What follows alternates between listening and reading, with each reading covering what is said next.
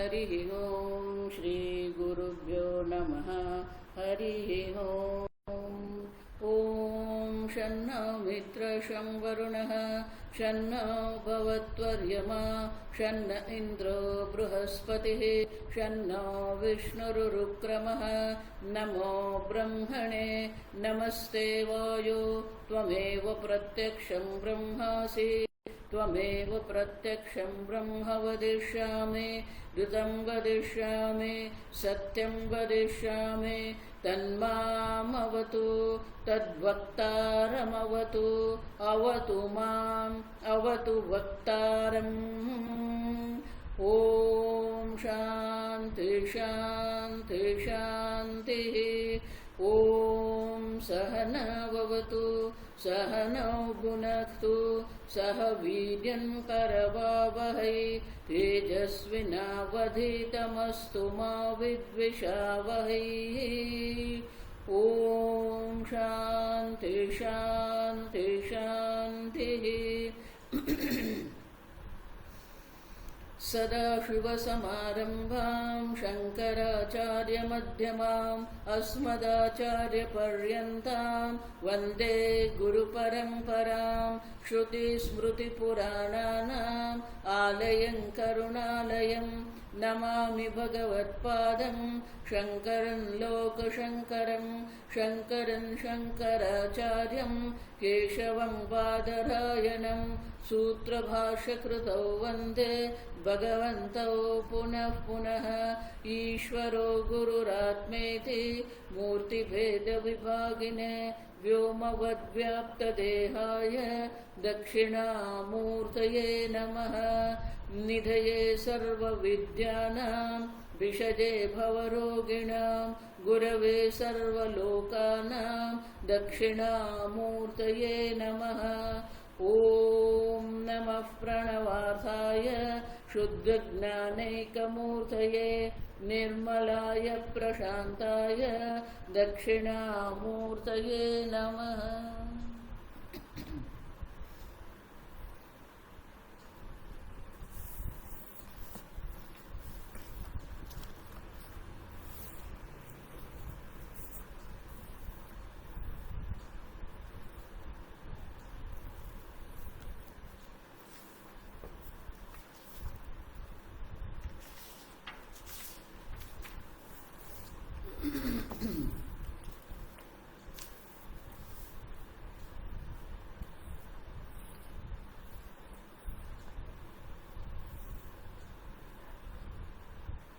श्लोक नंबर 21।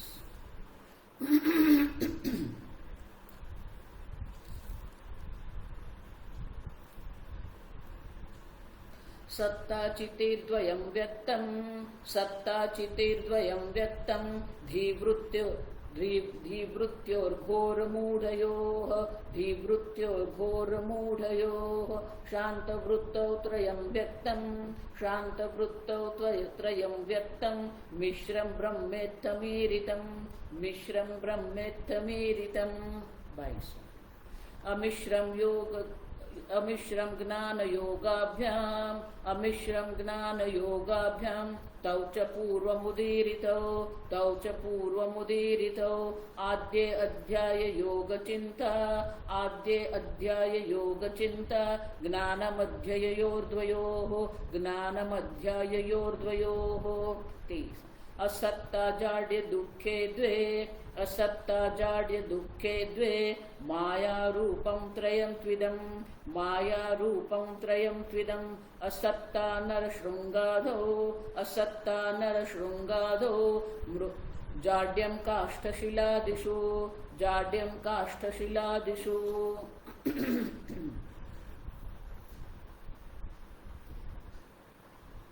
अमिश्रं ज्ञानयोगाभ्याम घोर वृत्ति और मूढ़ वृत्ति में सत और चित्त अभिव्यक्त होता है, लेकिन शांत वृत्ति में त्रयम व्यक्तम। अब देखो, तीनों सत चित्त और आनंद तीनों अभिव्यक्त होते हैं, लेकिन वो धीवृत्ति के रूप में, धीवृत्ति में प्रतिबिंबित होके वो अभिव्यक्त होते हैं, और इसलिए वो मिश्रम ब्रह्म है। अब समझो, धीवृत्ति से मिश्रित माने कि धीवृत्ति में प्रतिबिंबित सच्चिद आनंद की अनुभूति हम करते हैं। और अमिश्र ब्रह्म की अगर हमें अनुभूति करनी है ज्ञान योगाभ्याम, कल हमने देखा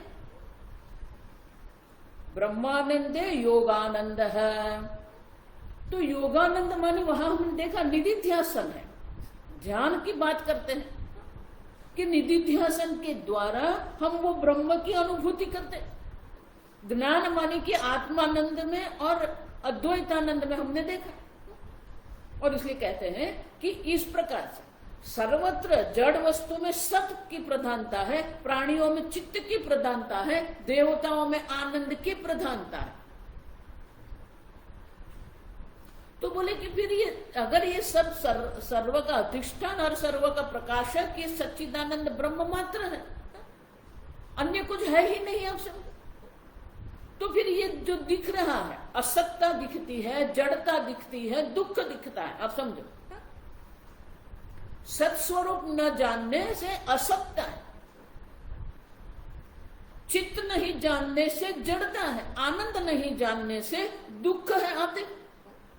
तो बोले कि ये आए कहां से? अगर सच्चिद आनंद ब्रह्म का स्वरूप है, जो आपका स्वरूप है, आत्मा को सच्चिदानंद बनाना नहीं है, आत्मा को ब्रह्म बनाना नहीं है, आप समझो। ब्रह्म वेद ब्रह्मैव भवति, जो ब्रह्म को जानता है वो स्वयं ब्रह्म है। भवति मानी बनता नहीं है, आप समझो। भू सत्तायाम भवति, जो भू धातु जो है वो बनने के नहीं, आप समझो। ये अंग्रेजी में उनका अयोग्य अनुवाद करके रख दिया है, भू टू बिकम नहीं, भू सत्तायाम। पाणिनि मुनि जो धातु पाठ का जो यादी बनाई है उसमें क्या कहते हैं? भू सत्तायाम, भू धातु जो है वो सत्ता के अर्थ में मानी कि भवती मानी है, आप समझो। और इसीलिए आपको ब्रह्म सच्चिदानंद ब्रह्म बनना नहीं है, आप है। आप तो अगर मैं स्वयं सच्चिदानंद, आप प्रश्न कर सकते हैं, अगर मैं स्वयं सच्चिदानंद ब्रह्म हूं तो मैं जानता क्यों नहीं हूं? और इसीलिए आगे के श्लोक में कहते हैं, हम वो भी देख के गए कि ये माया कार्य, अचिंत्य माया शक्ति के कारण हम जो है वो जानते नहीं है, और जो नहीं है वो अपने आप को मान लिया है। और इसलिए आगे कहते हैं 23वें श्लोक में कहते हैं, असत्ता जाड्य दुखे द्वे। आप देखो, असत्ता जाड्य मानी जड़ता और दुख, जाड्य दुखे द्वे द्विवचन।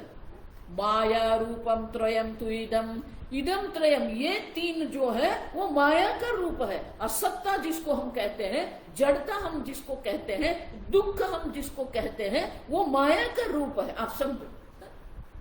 लेकिन ये तीनों में आप देखो हमने अहम बुद्धि करके रखी है। असत्ता मानी कि मृत्यु होते हो, मैं मर्त्य हूं। जड़ता मानी ज्ञान से विरुद्ध जो है, मैं अज्ञानी हूं। दुख, मैं दुखी हूं, आप समझो। स्वामी जी बहुत सुंदर कहते थे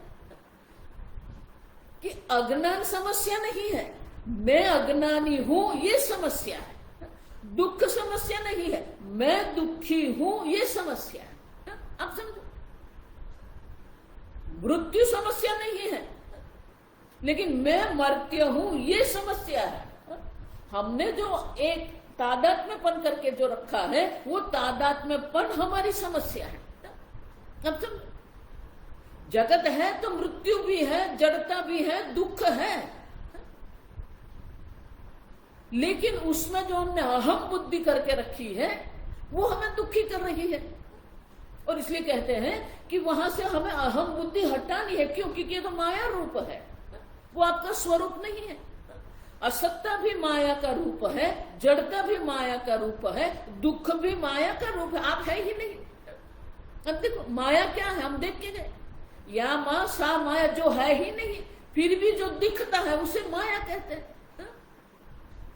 अब अघटित घटना पट्टी ऐसी, जो अघटित माने कि जो संभव नहीं है वो सब उन्हें संभव बना के रख दिया है। और इसलिए कहते हैं ये तीन जो है वो माया का रूप है। तो बोले असत्ता क्या है? असत्ता नर श्रृंगादो। अब देखो, असत्ता माने जिसकी सत्ता है ही नहीं, है ही नहीं। मनुष्य के श्रृंग के समान उनकी कोई सत्ता नहीं। जाड्य जिसको कहते हैं, वो जड़ता जिसको कहते हैं, काष्ठशिलादिषु जाड्यम। अब लकड़ी है, शिला है, ये संपूर्ण जगत आप समझो। जिस जगत का हम 5 ज्ञानेंद्रियों के द्वारा अनुभव करते हैं, जिस जगत में हम ये 5 कर्मेंद्रियों के द्वारा व्यवहार कर रहे हैं, ये सब जड़ है, आप समझो। ये मनुष्य शरीर भी वही है।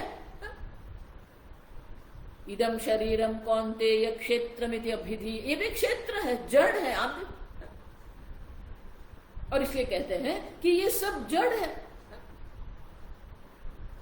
तो बोले दुख कहां अभिव्यक्त होता है?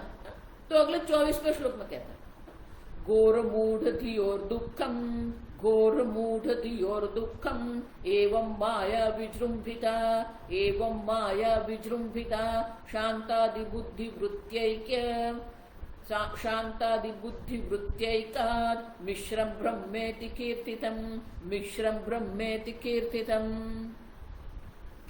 घोर मूढ़योः दुखम एव। घोर वृत्ति और मूढ़ वृत्ति में क्या है? अब देखो, दुख ही है, माया विजृंभिता। लेकिन ये सब जो हम कल्पना किसके द्वारा की गई है? माया के द्वारा। माया ये सब दिखा रही है हमें। घोर वृत्ति भी माया है, मूढ़ वृत्ति भी माया कार्य ही है, आप समझो। त्रिगुणात्मिका माया है, वही त्रिगुणात्मिका माया के कारण ये घोर वृत्ति और मूढ़ वृत्ति है, आप समझो। और इसलिए कहते हैं कि ये घोर वृत्ति और मूढ़ वृत्ति जो है, तो मूढ़ बुद्धि है, धी हमारी बुद्धि या वृत्ति दोनों ले सकते हैं। घोर बुद्धि या मूढ़ बुद्धि में दुख है, और वो माया के द्वारा, आप समझो। माया विजृंभिता, ये माया है, आप समझो। मैं दुखी हूं, ये माया है, आप समझो। शांतादि बुद्धि वृत्त्या वृत्ति ऐक्यात्, शांत्यादि, शांति हम देखेंगे, शांति, क्षांति, औदार्यम, वैराग्य, विवेक, शमः, दमः, ये सब जो वृत्ति है, बुद्धि वृत्ति जो है, उनके साथ एक होकर हम क्या कहते हैं? मैं सात्विक हूं, मैं शांत हूं, मैं सुखी। अब समझ, मैं दुखी हूं जब हम कहते हैं, तो घोर वृत्ति मूढ़ वृत्ति में ऐक्य करके हम बैठे हैं। मैं सुखी हूं, मैं शांत हूं जब कहते हैं, तो वो किसके कारण है? शांतादि बुद्धि वृत्ति ऐक्यात्। शांतादि जो वृत्ति जो है, वो वृत्ति में ऐक्य करके हम कहते हैं मैं सुखी हूं, मैं शांत हूं। और इसलिए वो भी क्या है? मिश्रम ब्रह्म। अब वो भी मिश्र ही है, आप समझो। वो शुद्ध ब्रह्म नहीं है। मैं शांत हूं ये कहते हैं, वो भी मिश्र ब्रह्म है। आप देखो, तो फिर अमिश्र ब्रह्म जो है उसके लिए क्या करना चाहिए? ये तद अभिधानम किमर्थम इत्याशंक्य। तो बोले ये आप क्यों कह रहे हो? अभिधानम माने कि इस प्रकार से जो कह रहे हो, नर श्रृंगादि जो है वो असत है, माने कि उनका कोई अस्तित्व ही नहीं। काष्ठ शीलादि में जड़ता है, घोर वृत्ति मूढ़ वृत्ति में दुख की अभिव्यक्ति है। अब शांत्यादि वृत्ति में ऐक्य करके हम जो मिश्रित ब्रह्म में अहम बुद्धि करते हैं और वो आनंद की अनुभूति हम करते हैं, वो मैं सुखी हूं। अब तो बोले कि ये क्यों कह रहे हैं?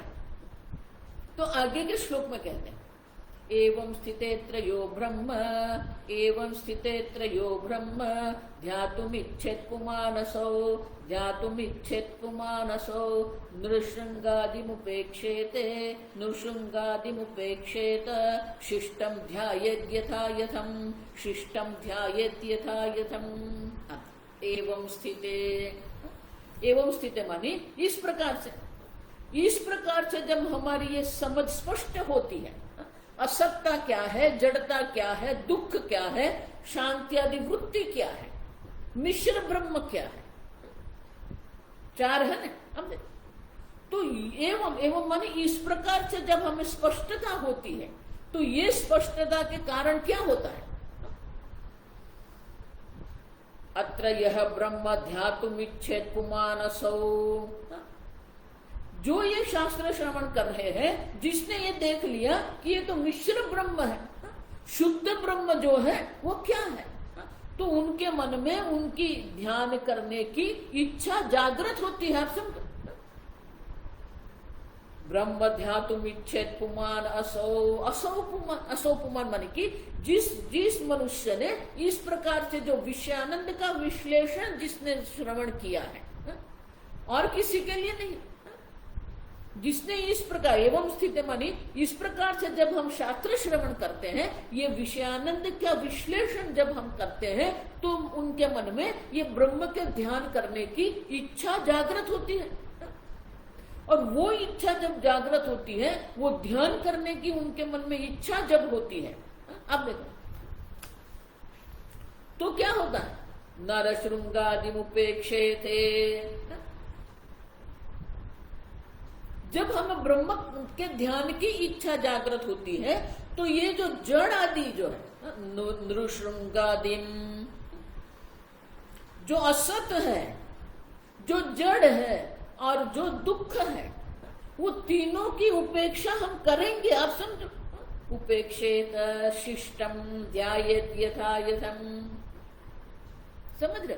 शिष्टम माने शेष, बाकी जो असत है, जो जड़ है, जो दुख है और जो मिश्र ब्रह्म है, ये सबके प्रति उनके मन में उपेक्षा होगी। और जो शेष, जो शुद्ध ब्रह्म जो है, उनके ध्यान की उनके मन में इच्छा होती है। अब और इसलिए कहते हैं, इस प्रकार से जब हम विवेक विचार करते हैं, तो विवेक विचार के कारण जो असत है, जो जड़ है, जो दुख है, जो मिश्र ब्रह्म है, उनकी हम उपेक्षा करेंगे। उनके प्रति हमारे मन में वैराग्य जागृत हो जाएगा, और इसलिए उनके मन में, हमारे मन में उनके लिए कोई विचार के लिए कोई स्थान नहीं रहता। आप समझो, उनमें कोई सुख बुद्धि नहीं रहेगी, उनमें कोई शांत बुद्धि नहीं रहेगी। उपेक्षित माने कि वैराग्य होता है। ये सबके प्रति हमारे मन में वैराग्य जागृत हो जाता है। शिष्टम ध्यायेत्, और फिर आप ध्यान करो। ध्यायेत् माने आप ध्यान करो। जो शेष अमिश्र ब्रह्म है, आप उनका यथा यथा, वो जिस प्रकार का है, यथा यथा माने कि जो उनका स्वरूप, सच्चिदानंद स्वरूप जो उनका है, उनका आप ध्यान करो। अब देखो, इसलिए वैराग्य क्यों महत्व का है? क्योंकि ये सबके प्रति हमारे मन में उपेक्षा होनी है। अब देखो, दो बात हुई ना यहां कि पहले हम ये सब की उपेक्षा करते हैं, माने कि उनके प्रति वैराग्य हमारे मन में जागृत होता है। लेकिन जब तक वैराग्य पर हम अटक गए हैं, तो हमारी बुद्धि जो है अभी भी वो जगदाभिमुख है, जगत की ओर है। अब देखो, जब तक वैराग्य है, तो वैराग्य की दृष्टि किसकी ओर है, किसके प्रति वैराग्य है? अब देखो, तो अभी भी हमारी दृष्टि जो है, हमारी दिशा तो जगत ही है। और इसलिए कहते हैं शिष्टम ध्यायेत् यथा यथम। और इसीलिए अब वैराग्य हो जाने के बाद ये जगत से हमें क्या करना है? हमारी दृष्टि हटानी है। महाराज श्री इसलिए कहते थे, वैराग्य में जो है हम जगत के अभिमुख है, भक्ति में ईश्वराभिमुख, हम ईश्वर की ओर है। और जो ज्ञान है वहां पर हम ब्रह्माभिमुख होते हैं, और इसलिए कहते हैं ध्यायेत। ये सब छोड़ दो, ये सब प्रत्यय वैराग्य करके, ये सबका त्याग करके, मानसिक रूप से ये सबका त्याग करके आप ये जो शुद्ध ब्रह्म है उनका ध्यान करो। आप यथा यथम माने कि यथा यथम 3 प्रकार से ले, यथा यथम माने कि पहले जो मैंने कहा जिस प्रकार से वो ब्रह्म का स्वरूप है उस प्रकार से आप वो अमिश्र ब्रह्म का ध्यान करो। एक यथा यथा माने कि जिस प्रकार के ध्यान में आपकी रुचि है उस प्रकार से, क्योंकि अनेक प्रकार से आप ध्यान कर सकते हो। हम देख के गए ऐसा, मैं सत ब्रह्म हूं, अब चिंतन करो। मैं चित ब्रह्म हूं, अब चिंतन ध्यान करो, निधिध्यासन करो। मैं कूटस्थ हूं, अब यथा यथा माने कि जिस जिस प्रकार की आपकी बुद्धि में अभी भी अहम बुद्धि माने की अध्यारोप है, अभी भी जहां पर मोह है, संशय है, उस प्रकार से यथा यथा माने कि जिस प्रकार से आपको आवश्यक है, जो कोई संशय आपके मन में है, जो कोई अध्यारोप आपके मन में है, उनकी निवृत्ति के लिए आप ध्यान करो। जो जिस प्रकार का ध्यान आपके लिए आवश्यक है उस प्रकार का ध्यान आप करते रहो। यथा यथा माने कि तीसरा अर्थ जो उनका हो सकता है वो क्या है, यथा यथा जब भी आपको समय मिले ये शुद्ध ब्रह्म का ध्यान करो। आप समझो, और इसीलिए कहते हैं कि शुद्ध ब्रह्म जो जिस प्रकार का यथार्थ जो उनका स्वरूप है वो यथार्थ स्वरूप का ध्यान करो। जिस प्रकार के ध्यान की आवश्यकता है वो ध्यान आप करो, और जब भी आपको समय मिले, यत्र यत्र मनो याति तत्र तत्र समाधयः। वेदांत माने कि ये संपूर्ण जगत हमारे लिए दृष्टांत है।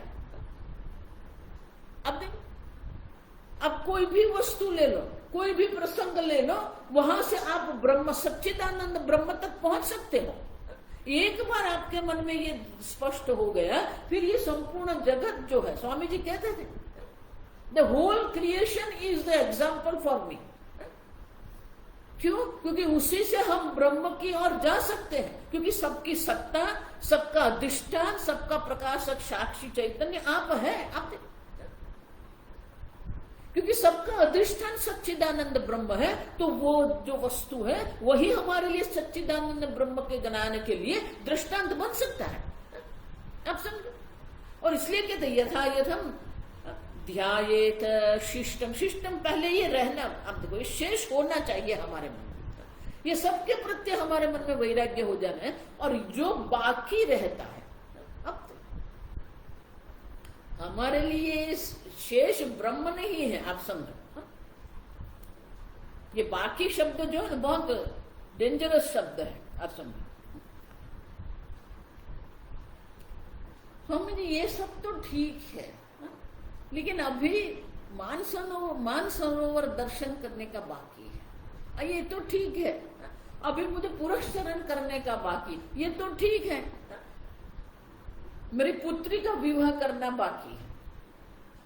हमारा बाकी बहुत रहता है हमें, और इसलिए कहते हैं शिष्टम। अब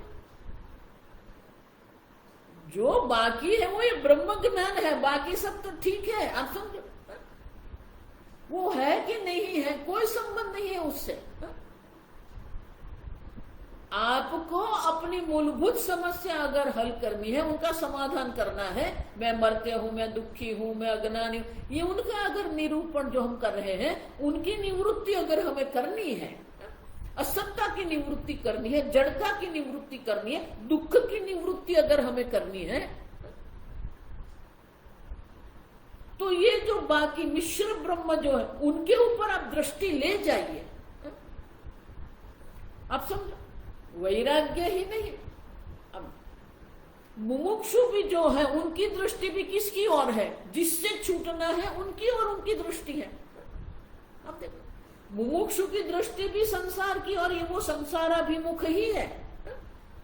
लेकिन जो जिज्ञासु है, ध्यातुम इच्छेत, अब देखो जो ध्यान करने की इच्छा करते हैं, जो ज्ञान की इच्छा करते हैं उनकी दृष्टि वो अमिश्र ब्रह्म की ओर है। आप समझ रहे हो कुछ? वैराग्य जो है, वैराग्यवान जो है या जो मुमुक्षु है, उनकी दृष्टि तो अभी भी जिससे छूटना है उनकी ओर है। लेकिन जिसको ध्यान की इच्छा है, जो जिज्ञासु है, उनकी दृष्टि वो जो है वो सच्चिदानंद ब्रह्म की ओर है। और इसलिए कहते यथा यथम ध्यायेत, आप ध्यान करो। जब तक ये ध्यान नहीं करेंगे, क्योंकि हम देख के गए, समझो बहुत विस्तार पूर्वक हमने देखा है, पूर्व जन्म जन्मांतर से हम अनेक प्रकार की वासना बना के आए हैं, अनेक प्रकार के संस्कार हमारे मन में है, और इसलिए क्या करना पड़ता है, पुनः पुनः हमें वो ध्यान करना पड़ेगा। शनैः उपरमेत, ये सबसे हमारी बुद्धि को उपरम करना है, छूटना है, ये सब छूट जाना चाहिए। आत्म संस्तंभन कृत्वा न किंचिदपि चिंतयेत्। तो पहले तो हमें ध्यान का अभ्यास करना है, क्योंकि शांत बैठने की हमारी कोई किसी प्रकार से आदत ही नहीं रही। जब हम ध्यान करने का आरंभ करते हैं तो पहला जो हमारे मन में विघ्न आता है वो लय कहते हैं, क्योंकि हमें शांत बैठने की आदत नहीं है। जैसे ही शांत बैठेंगे सो जाएंगे, निद्रा है। अगर उनके ऊपर आपने विजय प्राप्त कर लिया तो विक्षेप तो है ही हमारे मन में, अनेक प्रकार की वासना है, अनेक प्रकार के संस्कार है, अनेक प्रकार के राग द्वेष है, जो हमें बहिर्मुख करते हैं। भले आंख मूंद के आप बैठे हैं, लेकिन मन तो कहीं और घूम रहा है। इसीलिए भर्तृहरि कहते हैं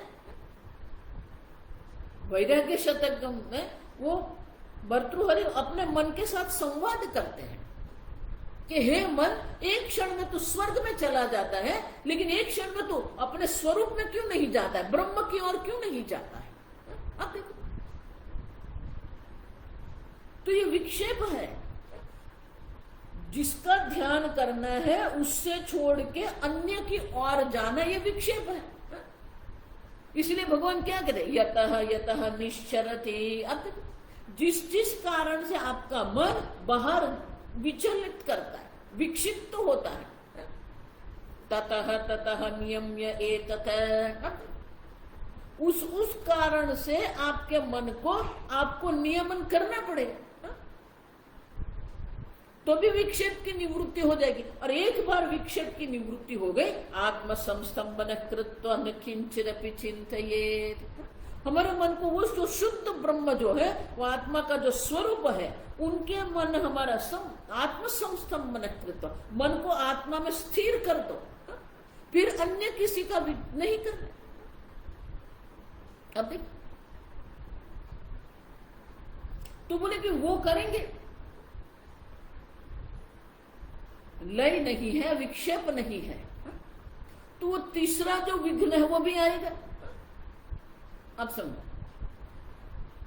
ये जो शांतादि वृत्ति जो है ना, सात्विक वृत्ति, उसी में हम अटक जाते हैं। अब ध्यान करते हैं तो वो शांत वृत्ति है, वो शांत वृत्ति में हमें एक हम देखा ना कि आनंद की अनुभूति होती है, लेकिन वो तो मिश्र ब्रह्म है। शांत वृत्ति में वो निर्मलता के कारण वो सच्चिदानंद ब्रह्म का प्रतिबिंब पड़ता है, तो वो प्रतिबिंब में हम आनंद लेने लगेंगे। रसास्वाद है न आस्वादये तत्र प्रज्ञां कुर्वीत। मांडुक्य कारिका में ये कहते हैं, गौड़पादाचार्य जी कहते हैं, पहले लय होता है, विघ्न होता है, फिर विक्षेप का विघ्न होता है, फिर ये रसास्वाद का विघ्न होता है। तो क्या करना है, नास्वादये तत्र प्रज्ञां कुर्वीत, वहां पर रसास्वाद नहीं करना है। अब ध्यान में एक प्रकार से आनंद है, क्योंकि वो शांत वृत्ति का आनंद है, वो स्वरूप आनंद नहीं है। आप समझो, हमें तो स्वरूप आनंद की ओर जाना, इसलिए कि प्रज्ञां कुर्वीत, वो प्रज्ञा करनी पड़ेगी, मैं आनंद स्वरूप हूं। कषाय है, और अंत में क्या आता है, जो चतुर्थ विघ्न जो है कषाय, कषाय माने कि हमारे मन में अनेक प्रकार के दुख की वृत्ति है। जो कषाय जो है, जो विपरीत भावना है, दुख की भावना है, कहीं न कहीं अंदर हमारे मन में ये सब पड़ा हुआ है। जब तक आप ध्यान नहीं करेंगे, जब तक आप लय विक्षेप पर विजय नहीं प्राप्त करेंगे, रसास्वाद पर विजय प्राप्त नहीं करेंगे, तब तक ये कषाय निकलने वाला नहीं है। अब समझ, तो पहले जो निकलता है वो क्या है, कषायम एतद् विजानीयात्। अब ये कषाय है, उसको ऐसे जानकर ही उसको साक्षी भाव से छोड़ दो, क्योंकि अनेक प्रकार से हमारे मन में पड़ा हुआ है ये सब, और इसीलिए इस प्रकार से ध्यायेत, इस प्रकार से हम ध्यान करते रहे, और ध्यान में जो भी कोई विघ्न हमारे मन में आएगा वो सबका हम त्याग करते रहे। और इसलिए आगे कहते हैं, अगर वो सत ब्रह्म है, चित ब्रह्म है, आनंद ब्रह्म है, तो वो सत ब्रह्म का ध्यान हम किस प्रकार कर सकते हैं, चित ब्रह्म का हम ध्यान कैसे कर सकते हैं, तो आगे के श्लोक में दर्शाते हैं। शिलादौ नाम रूपे द्वे, शिलादौ नाम रूपे द्वे, त्यक्त्वा सन्मात्र चिंतनम, त्यक्त्वा सन्मात्र चिंतनम, त्यक्त्वा दुःखं घोर मूढ़ धियो सच्चित सच्चित विचिंतनम, त्यक्त्वा दुःखं घोर मूढ़ धियो सच्चित विचिंतनम। शिलादौ नाम रूपे द्वे त्यक्त्वा, अब देखो बहुत सुंदर, क्या मैंने कहा ना कि ये संपूर्ण जगत हमारे लिए दृष्टांत है। तो कहते ये जड़ जगत जो है उसके नाम रूप का त्याग करके सन्मात्र चिंतनम। अब देखो ये सत्स्वरूप ब्रह्म है, संपूर्ण जगत जो है वो सत्स्वरूप ब्रह्म है। सतः अभावः न विद्यते, तो वो सत्ता का, आप सत्ता का ध्यान करो। जो घट की सत्ता है वो ब्रह्म की सत्ता है, घट की अपनी कोई सत्ता नहीं। हम देखेंगे कि घट है जब हम कहते हैं तो वो जो है पना है वो क्या है, ब्रह्म है। अब देखो वो सत ब्रह्म है। सदैव सौम्य इदमग्र आसीत एकमेव अद्वितीयम्। इदम जगत, ये जगत सृष्टि के पहले सत मात्र था, अब भी क्या है, वो सत मात्र ही है। सन्मात्र चिंतनम, तो वो सत का चिंतन करिए आप। जितना भी अस्तित्व जो है वो अस्तित्व ब्रह्म का अस्तित्व है। दोनों जो नाम रूप है, नाम रूप पर हमारी दृष्टि अटक जाती है, और इसलिए हम क्या करते हैं, नाम रूप पर हमारी दृष्टि अटक गई तो हम सत्य की उपेक्षा करते हैं। अब नाम रूप की उपेक्षा कर दो और वो सत्य का चिंतन करो। जितने आप नाम रूप के अंदर पढ़ते रहेंगे ना, हम देखेंगे सच्चित सुखात्मकम ब्रह्म नाम रूपात्मकम जगत। तो ये नाम रूपात्मक जो जगत है उनका जो अधिष्ठान जो सत्य है उनका चिंतन आप करो। सबको जो सत्ता प्रदान करने वाला जो है वो आप है। आप सर्वभूतस्थम आत्मान, संपूर्ण जगत को सत्ता स्फूर्ति प्रदान करने वाले आप सद्ब्रह्म हो। तो वो सद्ब्रह्म के रूप में आप चिंतन करो। उतना ही नहीं, त्यक्त्वा दुःखम घोर मूढ़ धियो हो। घोर वृत्ति और मूढ़ वृत्ति जो है उनके अंदर जो दुख है वो घोर वृत्ति मूढ़ वृत्ति में जो अभिव्यक्त दुख होता है उसका त्यक्त्वा सच्चित विचिंतनम।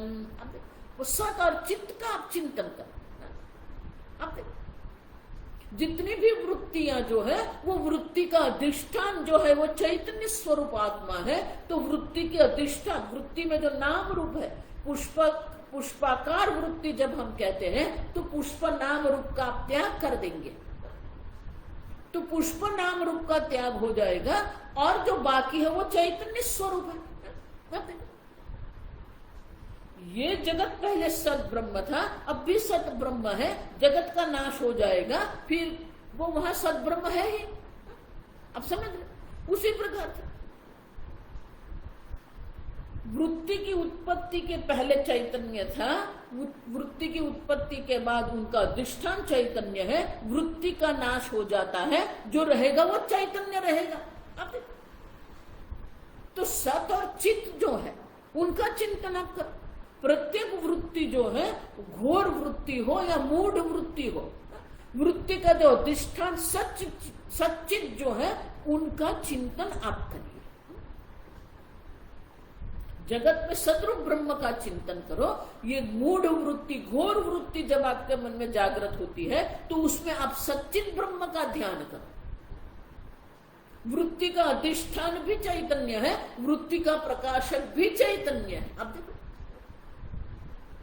प्रतिबोध विदितम मतम। अब देखो, प्रत्येक वृत्ति में वो चैतन्य अभिव्यक्त हो ही रहा। जो नाम रूप है, पुष्पाकार वृत्ति होती है, घटाकार वृत्ति होती है, आकाशाकार वृत्ति होती है, अग्नि आकार वृत्ति, जो भी नाम रूप है वो नाम रूप का त्याग कर दो। रजोगुण तमोगुण जो है उनका त्याग कर दो। वो दुखम त्यक्त्वा आत्म, मैं सच्चित ब्रह्म हूं। देखो, ये सब आपको करना है, यहां बोलने से कुछ नहीं होने वाला, आप समझना। नित्य निरंतर इस प्रकार से ध्यान हमें करना पड़ेगा। ये एक दिन दो दिन की बात है ही नहीं। जो मिश्र ब्रह्म है उसे अमिश्र ब्रह्म की ओर हमें जाना है। नाम रूपात्मक जगत जो है वो मिश्र ब्रह्म है, उससे नाम रूप का त्याग कर दो और शुद्ध जो अमिश्र सद ब्रह्म है उनका चिंतन करो। घोर वृत्ति मूढ़ वृत्ति से मिश्रित जो है वो दुख वृत्ति जो है उसका त्याग करके जो शुद्ध सच्चित ब्रह्म है उनका आप ध्यान करो। तो नाम रूप की उपेक्षा हमें करनी ही पड़ेगी।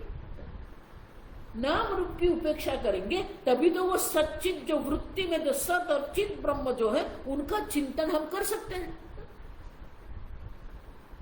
उसी प्रकार से आगे 27वां शांतासु सच्चिदानंदान शांतासु सच्चिदानंदान त्रिनप्यैव विचिन्तयेत् त्रिनप्यैवं विचिन्तयेत् कनिष्ठ मध्यम उत्कृष्टाः कनिष्ठ मध्यम उत्कृष्टाः तिस्रश्चिन्ता क्रमादिमाः तिस्रश्चिन्तः क्रमादिमाः। शांतासु जो शांत वृत्ति हो, जो सात्विक वृत्ति है, सच्चिदानंदान त्रिन अपि एवं विचिन्तयेत्। ये तीनों जो है सच्चित और आनंद है। ये सच्चित आनंद बहुवचन है, ये सच्चिदानंदान त्रिन, सच्चित आनंद, ये तीनों का आप देखो, अपि एवं विचिन्तयेत्, तीनों का आप चिंतन करो। जो शांत वृत्ति जो है, शांत वृत्ति का अधिष्ठान जो है वो सच्चित ब्रह्म है, वो सच्चिदानंद ब्रह्म है।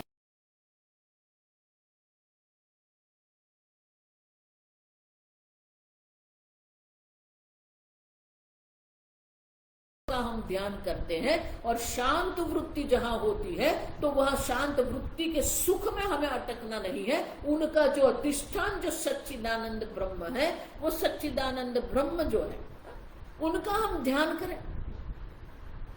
और वो जो हम ध्यान करते हैं तो ये जो तीनों प्रकार के जो ध्यान है, जगत में हम सत ब्रह्म का ध्यान करते हैं, वृत्ति में हम सच्चित ब्रह्म का ध्यान करते हैं और शांत वृत्ति में हम सच्चिदानंद ब्रह्म का जो हम ध्यान करते हैं, ये तीन प्रकार के इमाहा क्रमादि क्रम से अगर ये तीनों को हम देखते हैं तो सत ब्रह्म का ध्यान जो है वो कनिष्ठ है। सच्चित ब्रह्म का वृत्ति में हम ध्यान करते हैं वो मध्यम है और शांत वृत्ति में जो हम सच्चिदानंद ब्रह्म का ध्यान करते हैं वो उत्कृष्ट ध्यान है। लेकिन क्रमाद। आप देखो क्रमाद माने क्या है? देखो हमारी बुद्धि में एक वस्तु इतनी दृढ़ होके बैठ गई, जो श्रेष्ठ होता है उसी को हम पकड़ने को दौड़ते हैं, हा? और इसलिए कहते हैं क्रम है। आप देखो पहले आपको सद्ब्रह्म का ध्यान करना है, उसके बाद सच्चिद ब्रह्म का ध्यान करना है, फिर सच्चिदानंद ब्रह्म का ध्यान। सच्चिदानंद ब्रह्म का ध्यान उत्कृष्ट है, इसलिए पहले ही सीधा ही सच्चिदानंद का ध्यान करेंगे नहीं। अब देखो तो ये क्रम से चलना है हमें, कोई अक्रम नहीं है। आप समझो शास्त्र कहीं पर भी कोई शॉर्टकट हमें नहीं दर्शाते हैं। ये जग ब्रह्म ज्ञान के लिए कोई शॉर्टकट है ही नहीं, आप ठीक से समझ लो। जब तक आपका मन साथ नित्य सत्वस्थ है, निर्द्वंद्व नित्य सत्वस्थ है,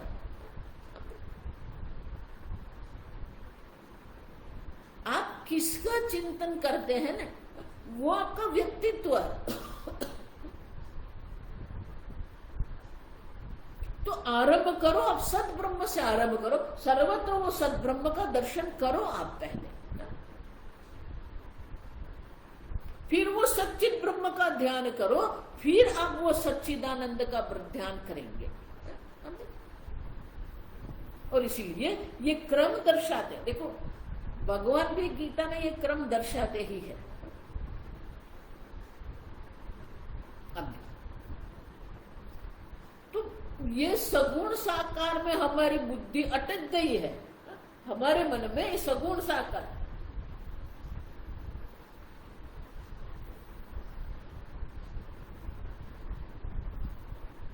अब तो हमारा मन जो है अभी मन को सगुण साकार का चिंतन करने की आदत बन गई है, और इसीलिए वो सगुण साकार जगत जो है उनका चिंतन करते करते अब वो उनका अधिष्ठान सद ब्रह्म का हम पहले चिंतन करें। अब समझो,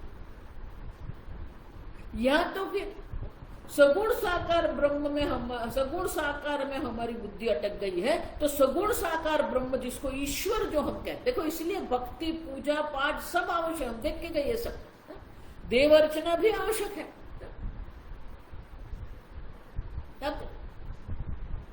और इसलिए कहते हैं कि पहले आप सगुण साकार परमात्मा का चिंतन करो, फिर वो सगुण निराकार का चिंतन करो जो कारण ब्रह्म है, जो मिश्र ब्रह्म है, फिर आप वो शुद्ध ब्रह्म जो है निर्गुण निराकार ब्रह्म है उनका आप ध्यान कर सकते हो। ये क्रम से ही चलना पड़ेगा। अगर आप सोचेंगे नहीं सीधा मैं तो बस मैं पूर्ण ब्रह्म हूं चिंतन करता हूं, करो। मैंने एक नियम बना के रखा है, किसी को कुछ मना करना ही नहीं, जिसको जो करना है करने का। हम मना करेंगे इसका अर्थ नहीं कि वो हमारा सुनेगा, कोई सुनता नहीं है। स्वामी जी हमेशा कहते थे nobody is going to listen to you. वो उन्होंने एक निश्चय बना के रखा है, वो अपने निश्चय से ही चलते हैं। जब तक उनको अनुभव नहीं होगा तब तक वो अपने निश्चय से चलते रहेंगे।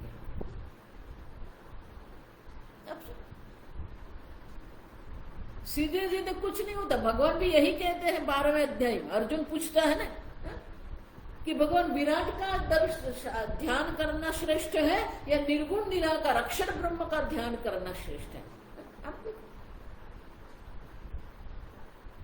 देह वीर अब क्लेशोधिक तरस्तेश है, जिसने देहात्म बुद्धि करके रखी है उनके लिए अधिकतर क्लेश है, आप समझे। और इसलिए क्रम से ही चलना पड़ेगा हमें। जितनी आपकी आसक्ति कम होती जाएगी, जिसकी आपकी तादात्म्यपन अहम बुद्धि कम होती जाएगी, उतना ही आप सच्चिदानंद ब्रह्म की ओर जा सकते हो। और इसे कहते हैं इमाहा क्रमादि अधिक, ये क्रम है। तो भले हम उसको कनिष्ठ कहते हैं, मध्यम कहते हैं, उत्तम कहते हैं, फिर भी क्रम से तो चलना ही है हमें। और इसलिए कहते हैं ये क्रम से आप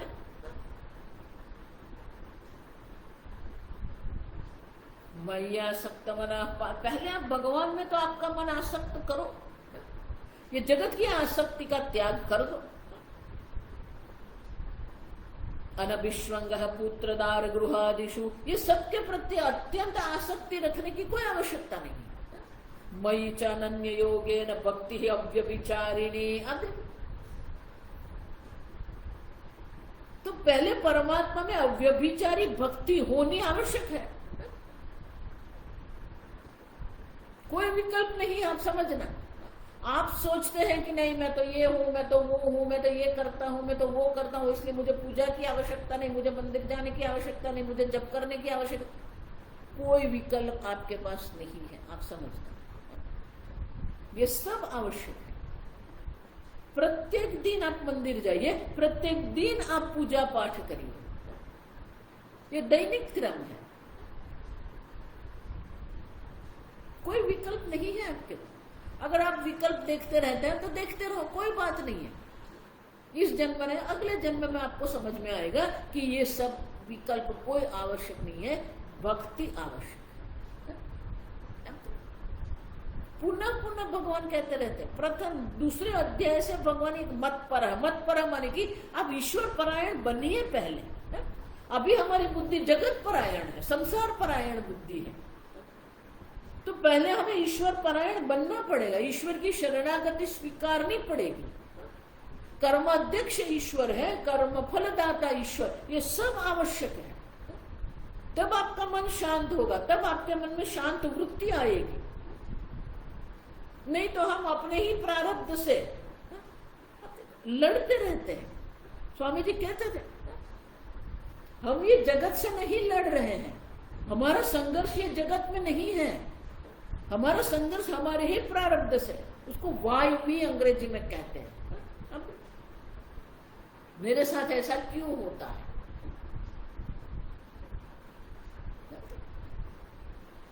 जो प्रारब्ध से होना है वो होके ही रहेगा।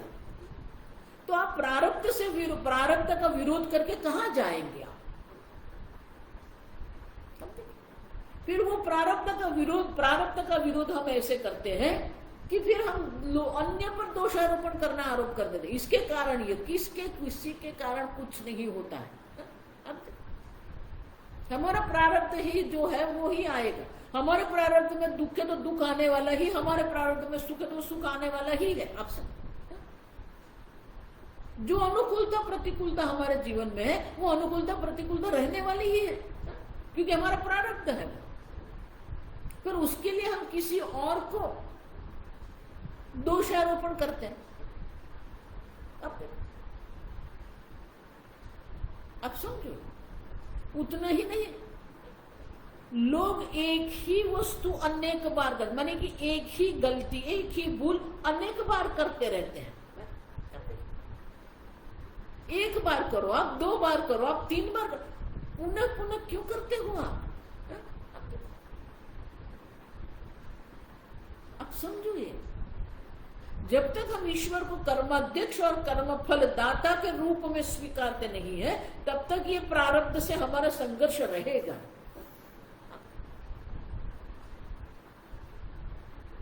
कर्म में ईश्वर अर्पण बुद्धि है और कर्म फल में प्रसाद बुद्धि है। स्वामी जी हमेशा कहते, जब तक हमारे मन में ये कर्माध्यक्ष के प्रति ईश्वरार्पण बुद्धि नहीं होती है, जब तक हमारे मन में कर्म फलदाता के प्रति प्रसाद बुद्धि प्रकट नहीं होती है, हमारा मन शांत रह ही नहीं सकता है। हमारा मन सतत संघर्ष करता है। बाह्य जगत के जो लौकिक लोग हैं वो तो संघर्ष करते ही रहते हैं, लेकिन जो साधक है, जो सन्यासी है, वो भी संघर्ष करते रहते, क्योंकि अभी वो ईश्वरार्पण बुद्धि और वो प्रसाद बुद्धि दृढ़ नहीं हुई है। इसीलिए भगवान कहते एषा ते विहिता सांख्ये बुद्धिर्योगम तु इदम शृणु। अब अर्जुन, ये ब्रह्म ज्ञान क्या है वो तो मैंने दर्शा दिया। अब ब्रह्म ज्ञान के लिए, ब्रह्म ज्ञान के लिए अधिकारी बनने के लिए जो योग है, शृणु। अब देखो,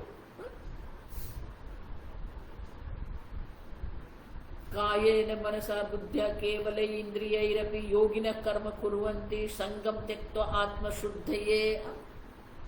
काया से ईश्वर की पूजा आप करिए, वाणी से ईश्वर के स्तोत्र का पाठ करिए, मन से आप ईश्वर का जप करिए, ध्यान करिए और बुद्धि से ईश्वर के तत्व का ज्ञान प्राप्त करने का प्रयत्न करिए। ये सब योगी करते रहते हैं। क्यों? आत्मशुद्ध, ये अंतकरण शुद्धि के बिना कुछ नहीं होगा। और एक बार अंतकरण शुद्धि हो गई, ये संघर्ष हमारे जीवन में समाप्त हो जाएगा। ईश्वर के प्रत्यय कोई विरोध नहीं है, अन्य के प्रत्यय कोई विरोध नहीं। अब देखो, हम सतत विरोध में रहते हैं, संघर्ष में रहते हैं। जब हमारे अंदर का जो संघर्ष है वो शांत हो जाएगा, जाही विधि राखे राम ताही विधि रही है। अब कोई विरोध नहीं। वर्तमान जो परिस्थिति है उनके प्रति हमारे मन में कोई विरोध नहीं है। तब हमारा मन शांत हो जाएगा और हमारे मन में प्रसाद आ जाएगा। प्रसाद सर्व दुखा नाम हानि ही अस्योपजात। हमारा मन प्रसन्न रहेगा, शांत निर्मल रहेगा। और इसीलिए ये शांत वृत्ति जो है, जिसमें ये सच्चिद आनंद ब्रह्म अभिव्यक्त होता है, उनके लिए ये सब आवश्यक है। प्रसन्नता आवश्यक। और भगवान तो कहते हैं प्रसन्न चेतो सही आशु बुद्धि पर्यवतिष्ठते। जिसका मन प्रसन्न है उनकी बुद्धि तत्काल ये ब्रह्म में स्थित हो जाती है। आप तो आपके मन को प्रसन्न रखना ये आपका दायित्व है। किसी भी प्रकार से प्रारब्ध से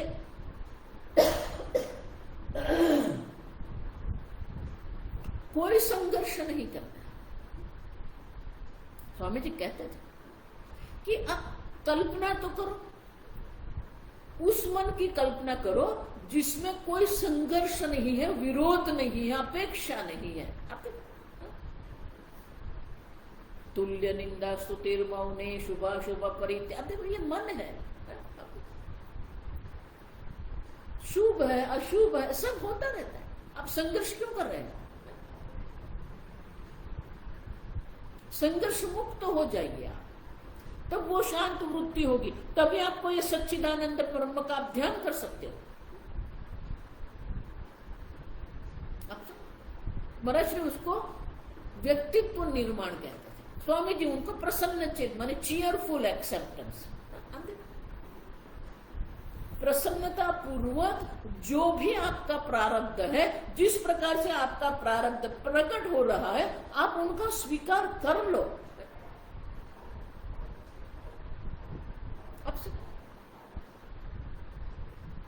जितना आपके मन में ये स्वीकार रहेगा ना, विरोध कम होता जाएगा, संघर्ष कम होता रहेगा।